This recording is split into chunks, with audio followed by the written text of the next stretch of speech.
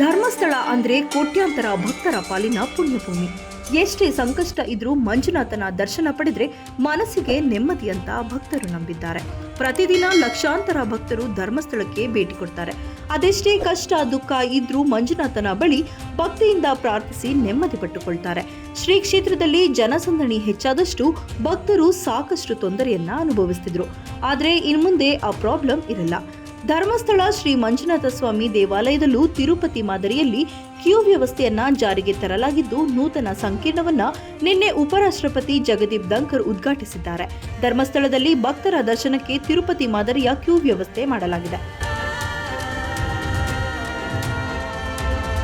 ಭಕ್ತರ ಅನುಕೂಲಕ್ಕಾಗಿ ಶ್ರೀ ಸಾನ್ನಿಧ್ಯ ಕ್ಯೂ ಕಾಂಪ್ಲೆಕ್ಸ್ ನಿರ್ಮಿಸಲಾಗಿದ್ದು, ಮಂಗಳವಾರದಿಂದ ಕಾರ್ಯಾರಂಭ ಮಾಡಿದೆ. 2.75 ಲಕ್ಷ ಚದರ ಅಡಿ ವಿಸ್ತೀರ್ಣದ ಸಂಕೀರ್ಣ 3 ಅಂತಸ್ತನ್ನ ಹೊಂದಿದ್ದು, ಆಧುನಿಕ ತಂತ್ರಜ್ಞಾನ ಬಳಸಿ ಭಕ್ತರ ಅನುಕೂಲಕ್ಕೆ ಸೌಲಭ್ಯಗಳನ್ನು ಕಲ್ಪಿಸಲಾಗಿದೆ. 16 ವಿಶಾಲ ಸಭಾಭವನಗಳಲ್ಲಿ ಭಕ್ತರು ವಿಶ್ರಾಂತಿ ಪಡೆಯಬಹುದಾಗಿದೆ. ಪ್ರತಿ ಸಭಾಭವನದಲ್ಲಿ 600 ರಿಂದ 800 ಮಂದಿ ವಿಶ್ರಾಂತಿಯನ್ನ ಪಡೆದುಕೊಳ್ಳಲು ಅವಕಾಶವಿದೆ. ಇದರರ್ಥ ಸರದಿಯಲ್ಲಿ ಜನರು ನಿಂತು ಕಾಯಬೇಕಿಲ್ಲ.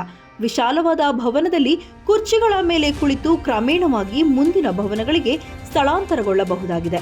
ಭವನಗಳಲ್ಲಿ ಮಕ್ಕಳ ಆರೈಕೆ ಕೊಠಡಿ, ಶೌಚಗೃಹ, ಕ್ಯಾಂಟೀನ್ ಸೌಲಭ್ಯವೂ ಇದೆ.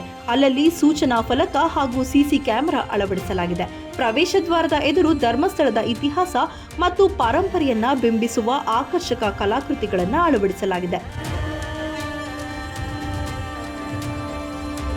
ತುರ್ತು ಪ್ರಕಟಣೆಗಳು ಮತ್ತು ಸುರಕ್ಷತಾ ಸೂಚನೆಗಳನ್ನು ತಿಳಿಸಲು ಭವನದಲ್ಲಿ 263 ಸ್ಪೀಕರ್ಗಳು ಮತ್ತು 54 ಆಂಪ್ಲಿಫೈಯರ್ಗಳನ್ನು ಅಳವಡಿಸಲಾಗಿದೆ.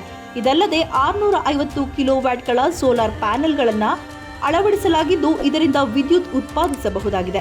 ಒಟ್ಟಲ್ಲಿ ಮಂಜುನಾಥನ ದರ್ಶನ ಕಷ್ಟ ಕಣಪ್ಪ ಅಂತಿದ್ದ ಮಂದಿಗೆ ಸಹಾಯ ಕಲ್ಪಿಸುವ ನಿಟ್ಟಿನಲ್ಲಿ ತಿಮ್ಮಪ್ಪನ ದೇಗುಲದ ಮಾದರಿ ದರ್ಶನದ ವ್ಯವಸ್ಥೆ ಕಲ್ಪಿಸಲಾಗಿದ್ದು, ಸಾರ್ವಜನಿಕರಿಂದ ಅಪಾರ ಮೆಚ್ಚುಗೆಗೆ ಪಾತ್ರವಾಗಿದೆ.